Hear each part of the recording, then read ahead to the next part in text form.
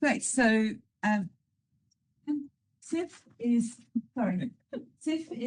specialises in the study of the Valkyrjur. I should have asked for a pronunciation of that. Northern European pre-Christian religion and early medieval warfare. Her MA dissertation examines the relationship between pre-Christian religious practice and the characterization of the Valkyrjur through the sacredness of violent spaces. Thank you.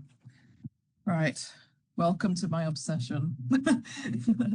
All right. The Valkyrjur, or choosers of the slain, commonly anglicised to Valkyries, occupy an interesting position in the Northern European medieval landscape. They are mentioned frequently throughout the Poetic Edda and Snorri Sturluson's work, including his Edda and Heimskringla, often as beings actively shaping the narrative.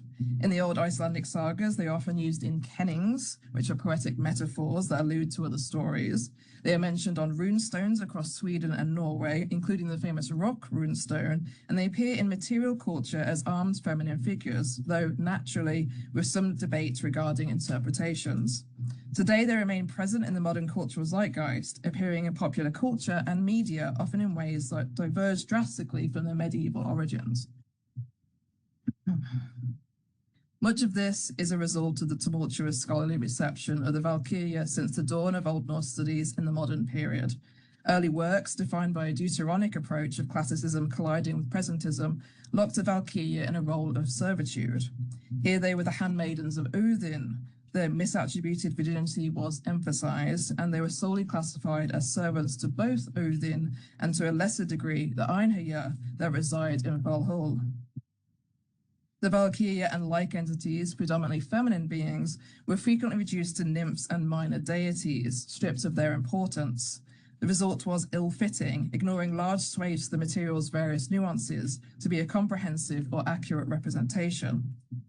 Still, it is this image of servitude that has defined the Valkyrjur today, largely due to the availability of 18th, 19th, and 20th century works that are reprinted for popular consumption but are based in questionable research. It's a problem that hasn't just impacted the Valkyrjur, and I'm sure there are many people in this room that can empathize with that position. Moving forward to as recently as 2013, Luke John Murphy observed that Valkyric study had remained minimal, while it was not an anomaly for large cornerstone publications to omit them entirely, or otherwise make a simple passing mention to them. Yet over the last decade, the paradigm has notably shifted on the back of more research being conducted on women-led ritualism and martial behaviour. And while this has led to an increased output of research that certainly applies to the image of the Valkyrjur, I believe they have been omitted from the conversation due to a collective understanding that they are solved mysteries in their role of servitude, with little further discussion to be had. Now, naturally, this is something I personally disagree with. Ultimately, the core argument of my work is in repositioning the Valkyrjur away from a role defined by servitude and towards one of nuance. My master's dissertation incorporates previous work by Stefan Brink and Terry Gunnell, among others, in relation to Iron Age Scandinavian sacred spaces and goddess-oriented worship, to define the Valkyrjur as blótgyðjur, sacrifice priestesses of a sacred yet violent environment. This position relies on analysis of the nature of sacredness in pre-Christian settings, which is an area well travelled by scholars, and elements of research in women-led ritualism and battlefield participation, though with the caveat that the Valkyrjur were considered supernatural religious figures rather than mundane.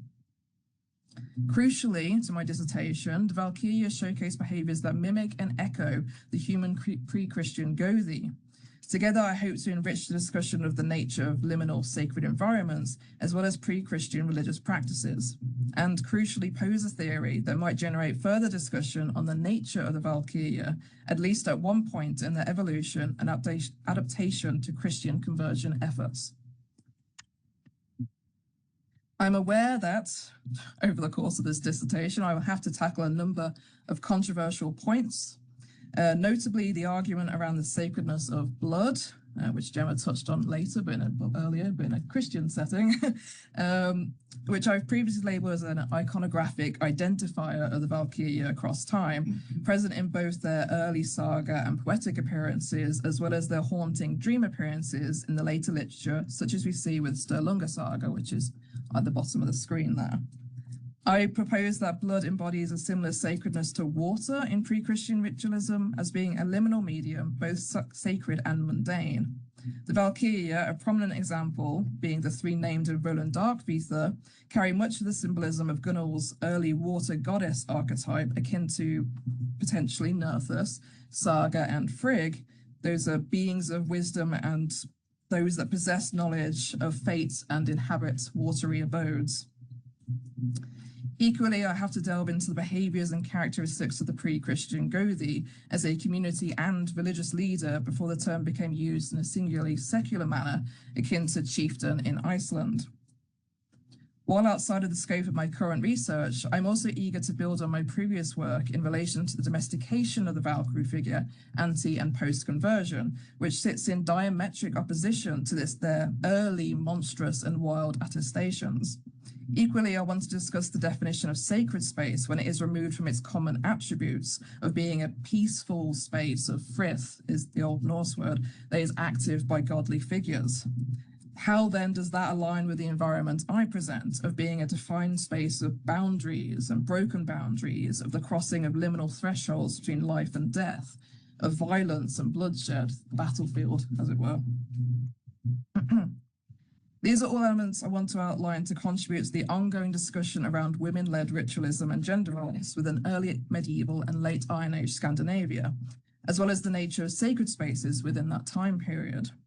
Further, as with all of my work, I want to contribute to the area of Valkyric study and to push for further insight and discussion within that niche. Finally, thank you for listening. I'm peppered all over the place. Should you Google my name and you're interested in more of my research, please do email me if you have any questions about Valkyries. Thank you very much.